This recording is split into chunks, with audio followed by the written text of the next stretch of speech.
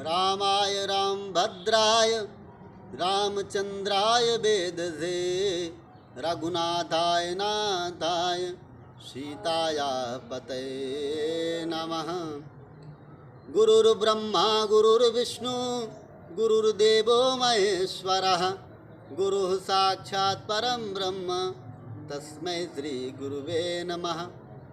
अखंडमंडलाकारं व्याप्तमेन चराचरं तत्पदं दर्शितं येन तस्मै श्री गुरुवे नमः। बड़े भाग्यमानुष तन पावा सुर दुर्लभ सब ग्रंथ निगावा। साधन धाम मोक्ष कर द्वारा पाई न जे परलोक सवारा। सो परत्र दुख पावई सिर धुन धुन पछताई। काल ही कर्म ही ईश्वर ही मिथ्या दोष लगाई। हम सभी परम सौभाग्यशाली हैं। भगवान श्री सीताराम जी की असीम कृपा है कि जीव 84 लाख योनियों के बाद में ये मानव तन प्राप्त करता है और भगवान की कृपा से ये मानव शरीर मिलता है हमें। ये दुर्लभ है और भगवत प्राप्ति का साधन कहा गया। समस्त ऋषि मुनियों ने इसे कहा कि जीव 84 लाख योनियों में भटकता हुआ मानव तन को प्राप्त करता है और भगवान की इतनी कृपा है कि भारतवर्ष में जन्म मिल जाए, ये बहुत बड़ा सौभाग्य है। अनेक देशों में लोग जन्म लेते हैं, जो अन्य देश हैं उनमें लोग केवल भोग भोगते हैं अपने कर्मों के अनुसार और मर जाते हैं, पर भारतवर्ष में जन्म लेते हैं। ये ऋषियों की, महापुरुषों की, संतों की और भक्तों की तपस्थली है, जननी है महापुरुषों की ये भारत भूमि वसुंधरा। यहाँ पर जन्म जो लेता है वो भाग्यशाली है। गंगा, यमुना, सरस्वती, त्रिवेणी, माँ नर्मदा, अनेक प्रकार की यहाँ पवित्र नदियाँ हैं।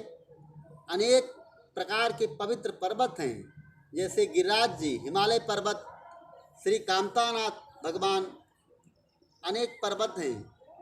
ये पर्वत भगवत स्वरूप ही हैं। अनेक ऋषि मुनि संत इन पर्वतों के आसपास में रह के तपस्या किए, भजन किए, भगवान को प्राप्त किए। अनेक भक्त इन नदियों के जल का सेवन किए, नदी के किनारे रह के भजन तपस्या किए और भगवान को प्राप्त किए। हमारे भारतीय संस्कृति में, हमारे जीवन दर्शन में 4 पुरुषार्थ माना गया है: धर्म, अर्थ, काम और मोक्ष।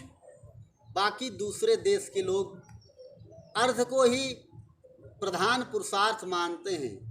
किसी प्रकार से अर्थ कमाइए और भोग भोगिए, जबकि भारतीय ऋषियों ने, संतों ने धर्म, अर्थ, काम और मोक्ष, पहले धर्म करिए, धर्म के द्वारा धन का संचय करिए, फिर धर्म के अनुकूल रह के ही अपनी कामनाओं को पूर्ति करिए और उसके पश्चात मोक्ष का अनुसंधान करिए। मोक्ष अर्थात भगवत प्राप्ति। तो जीवन का जो चरम और परम लक्ष्य है भगवत प्राप्ति, ये हमारे सभी विद्वानों ने, सभी संतों ने माना है कि जीवन का परम लक्ष्य भगवत प्राप्ति है। इसके अनेक साधन बताए गए हैं: ध्यान योग, ज्ञान योग, कर्म योग, सांख्य योग, भक्ति योग। योग शब्द का अर्थ है जुड़ना या जोड़ना। जब व्यक्ति भगवान से जुड़ जाता है किसी भी योग का आश्रय लेके, तो उसका योग तभी सफल होता है। अन्यथा कितना भी प्राणायाम करे, कितना भी योगाभ्यास करे, उसका योग करना व्यर्थ साबित हो जाता है।